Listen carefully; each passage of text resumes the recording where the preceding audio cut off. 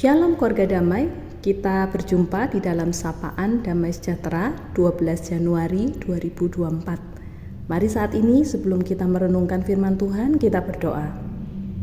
Tuhan Allah Bapa kami, terima kasih jikalau pada hari ini kembali kami boleh merenungkan firman-Mu ya Tuhan, yang boleh menjadi kekuatan di dalam kehidupan kami sehari-hari dan juga menjadi penuntun di dalam kehidupan beriman kami ya Tuhan. Biarlah dari hari ke hari kami semakin memahami siapa Engkau, dan semakin hari kami juga semakin paham apa yang menjadi kehendak Tuhan, khususnya ketika kami hidup sebagai para pengikut Tuhan. Di dalam nama Tuhan Yesus kami berdoa. Amin. Bacaan kita hari ini diambil dari Filipi 1 ayat yang ke-21. Karena bagiku hidup adalah Kristus dan mati adalah keuntungan. Keluarga damai, pada hari ini kita akan belajar sekali lagi tentang renungan bagaimana kita menjadi orang-orang yang beriman di dalam Tuhan melalui seorang tokoh yang bernama Paulus di dalam Alkitab. Keluarga damai, mungkin ada banyak sekali hal yang dapat kita pelajari dari kehidupan Rasul Paulus.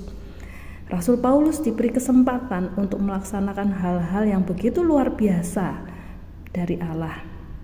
Bagaimana kita juga belajar kisah Paulus merupakan sebuah kisah penyelamatan di dalam Yesus Kristus, dan bagaimana kehidupan Rasul Paulus dipakai menjadi sebuah kesaksian yang luar biasa. Keluarga damai, Paulus seorang yang dilahirkan dengan nama Saulus. Dia dilahirkan di kota Tarsus, dan sekitar tahun 1-5 setelah Masehi, dia menjadi seorang yang berasal dari keturunan suku Benyamin. Namun kita melihat bagaimana di dalam perkembangan kehidupannya, orang tuanya merupakan kaum Farisi, yang merupakan salah satu kaum nasionalis Yahudi yang menaati hukum Musa dengan sangat ketat. Di sinilah kita melihat bagaimana pada akhirnya Paulus atau Saulus pada waktu itu dia bertumbuh, berkembang menjadi seorang yang memiliki gairah iman agamawinya pada waktu itu dengan sangat berkobar-kobar. Dan di bawah bimbingan seorang guru bernama Gamaliel, dia menjadi seorang agamawi yang sangat menguasai sejarah Yahudi, kitab Mazmur, dan juga hukum Taurat. Dan kita lihat bagaimana di dalam perkembangannya, bahkan Saulus ini menjadi seorang yang sangat menentang para pengikut Tuhan Yesus pada waktu itu. Bahkan dia juga turut di dalam penganiayaan yang berakibat kematian dari seorang tokoh yang bernama Stefanus. Namun kita juga mempelajari bagaimana seorang yang demikian Tuhan tetap mau memakai dia dalam sebuah perjalanan menuju ke Damsyik. Saulus dijumpai oleh Tuhan, dan di sanalah perjumpaan dengan Tuhan Yesus itu menjadi sebuah perjumpaan yang mengubahkan kehidupan dari Paulus. Dan setelah itu kita lihat bagaimana Paulus dipakai dengan luar biasa di dalam kehidupannya, pelayanannya oleh Tuhan Yesus. Jadi keluarga damai, apa yang dapat kita pelajari dari kehidupan Rasul Paulus? Yang pertama, kita belajar bahwa Allah dapat menyelamatkan siapa saja. Kisah Paulus yang luar biasa itu terus-menerus terulang setiap hari. Sebenarnya tidak hanya Paulus di masa yang lampau, tetapi juga bagi orang-orang berdosa saat ini, bahwa Allah dapat menyelamatkan siapa saja. Karena itu jikalau kita menjadi seorang yang bisa percaya atau beriman kepada Tuhan Yesus, satu hal yang perlu kita sadari adalah itu sungguh-sungguh hanyalah anugerah saja yang dari Tuhan. Yang kedua, kita juga dapat belajar dari kehidupan Paulus bahwa siapapun dapat dipakai menjadi saksinya.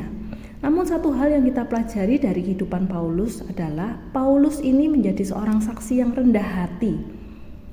Dia tidak hanya sekedar menjadi Rasul Paulus seorang sosok saksi yang begitu sombong ataupun menggembar-gemborkan pelayanannya, tetapi dia menjadi seorang Rasul Paulus yang rendah hati. Dikatakan di dalam Kisah Para Rasul 20 ayat 19 bahwa ia dengan segala kerendahan hatinya melayani Tuhan.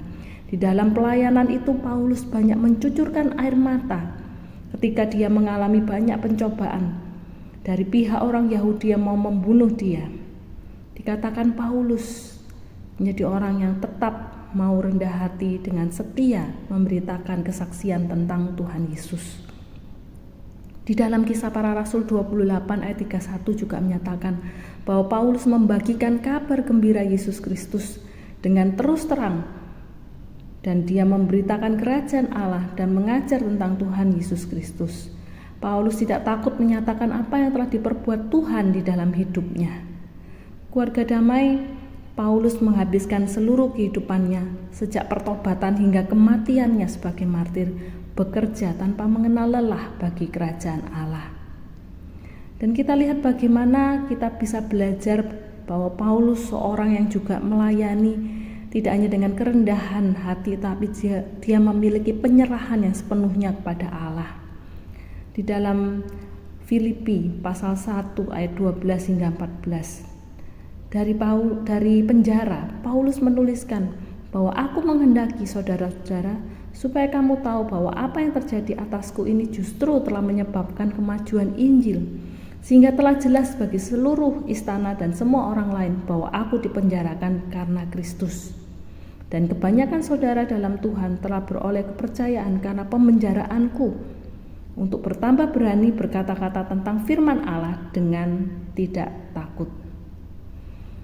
Keluarga damai, tanpa menghiraukan situasi dan kondisinya, Paulus terus-menerus memuji Allah dan terus-menerus membagikan kabar baik.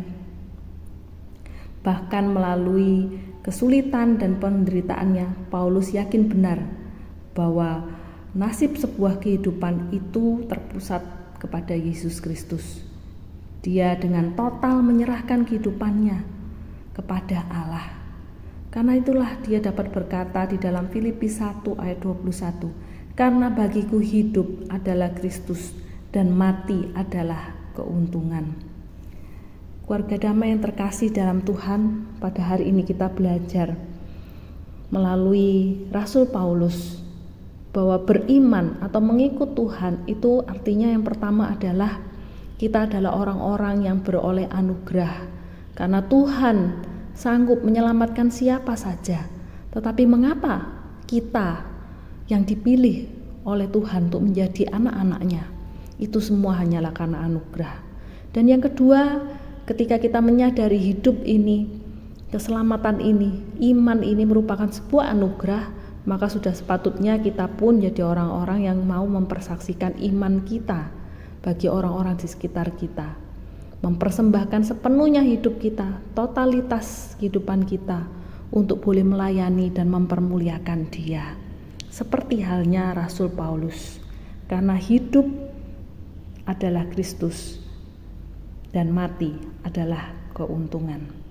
Amin. Mari kita berdoa. Tuhan Allah Bapa kami bersyukur jikalau hari ini kami boleh kembali belajar melalui firman-Mu ya Tuhan. Di dalam firman Tuhan yang boleh menceritakan seorang tokoh yang bernama Paulus yang boleh menjadi seorang yang setia di dalam mengikut Engkau ya Tuhan.